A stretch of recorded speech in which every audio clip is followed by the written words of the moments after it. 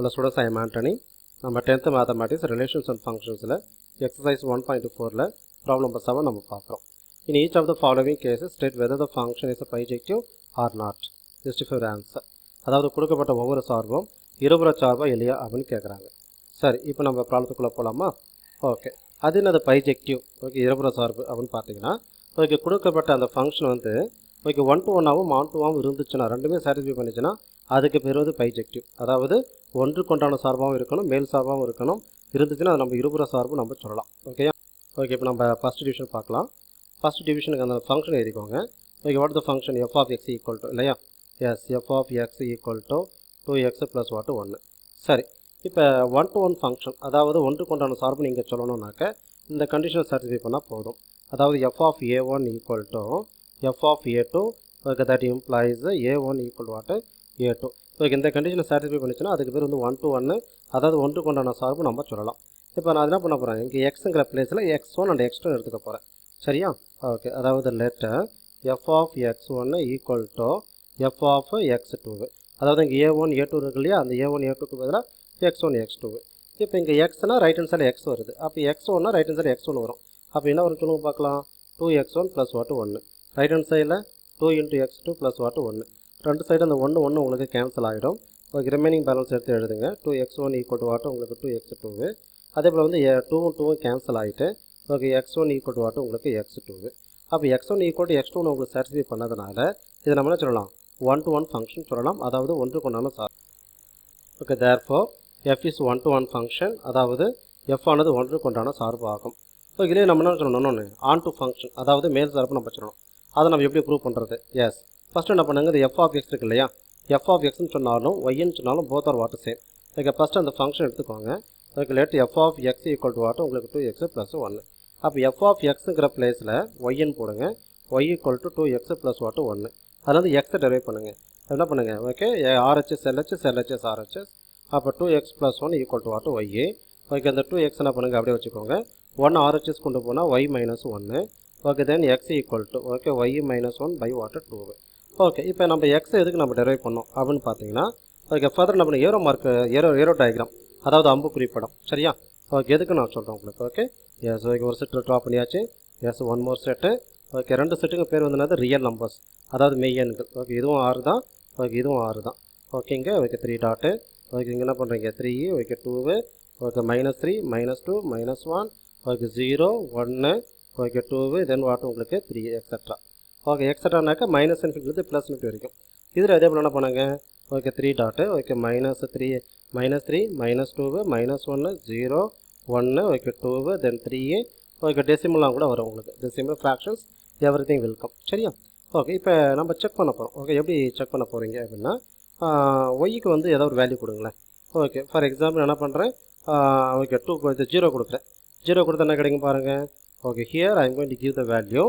Okay, நல்லா கவனிங்க. Okay, ஒய்க்கு பதிலாக நான் பண்ணுறேன் 0 கொடுக்குறேன். 0 கொடுக்கும்போது எக்ஸுக்கான value 0 - 1 by what 2. Will be getting -1 by 2. Will be getting -0.5. அப்படின்னா அர்த்தம் ஓகே ஒய் எங்கே சூஸ் பண்ணுறீங்க? ஓகே, கோடொமைன், அதாவது துணை மதிப்பகத்தில் ஓகே ஒரு இமேஜ் வந்து சூஸ் பண்ணுறீங்க. அப்போ சூஸ் பண்ணும் பொழுது ஓகே 0வுக்கான கரஸ்பாண்டிங் 3 இமேஜ், அதாவது முன் ஒரு வந்து என்னென்னு பார்த்தீங்கன்னா -0.5. இப்போ -0.5 எங்கே வரும்னு சொல்லுங்க பார்க்கலாம். எஸ், 0வுக்கும் -1க்கும் இடையில். Okay, that is nothing but -0.5.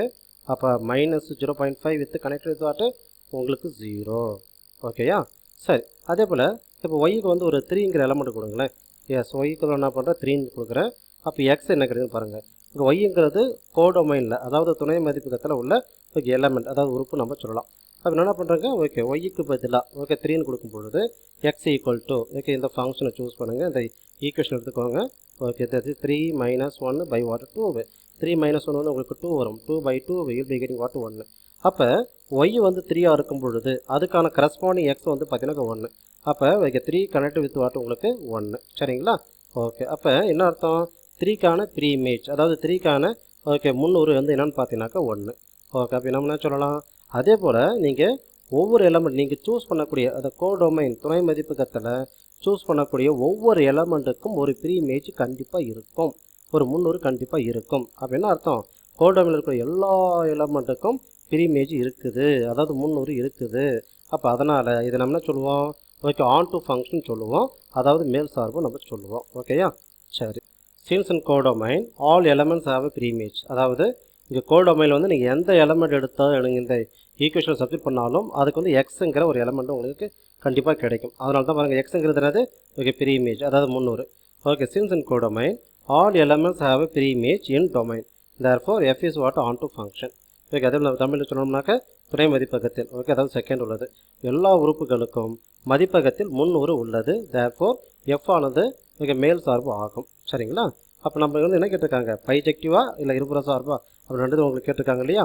Okay, அப்போ 1 to 1 உங்களுக்கு இந்த ஆன் டு ஃபங்க்ஷன் சாட்டிஸ்ஃபை பண்ணுறதுனால 2 கேதர் ரெண்டுத்தையும் சாட்டிஸ்ஃபை பண்ணால் இது பேர் என்னது பைஜெக்டிவ். அதனால தான் கன்க்ளூஷன் பாருங்கள், therefore f is what bijective.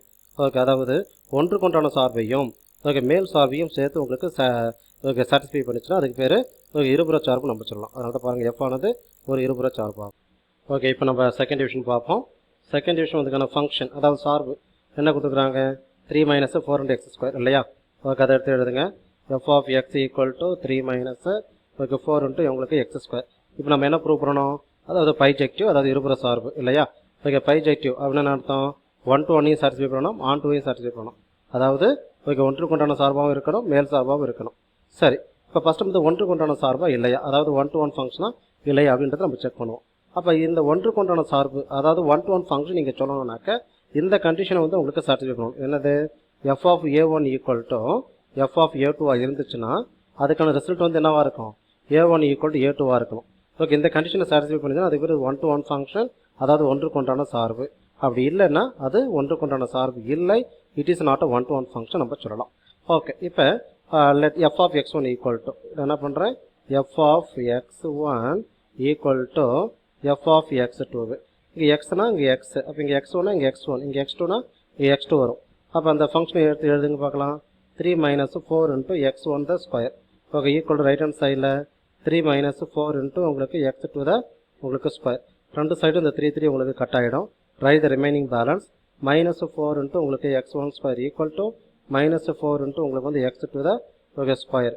இப்போ மைனஸும் உங்களுக்கு கேன்சல் ஆகிடும், 4 உங்களுக்கு கேன்சல் ஆகிடும் ஆன் போத் சைடு. அப்போ x1 square equal to okay x2 தான் உங்களுக்கு ஸ்கொயர்.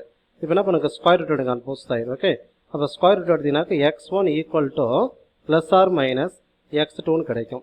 ஆனால் நமக்கு என்ன ஆன்சர் வரணும், x1 ஈக்குவல் டு x2ன்னு வரணும். ஆனால் கிடைச்ச ஆன்சர் என்னது, x1 equal to plus or minus x2. அப்போ இந்த கண்டிஷன் வந்து சாட்டிஸ்ஃபை பண்ணணும் இல்லையா. அங்கே a1 ஈக்குவல் டு a2, ஆனால் வந்து x1 ஈக்குவல் டு x2 வரணும், வரலை.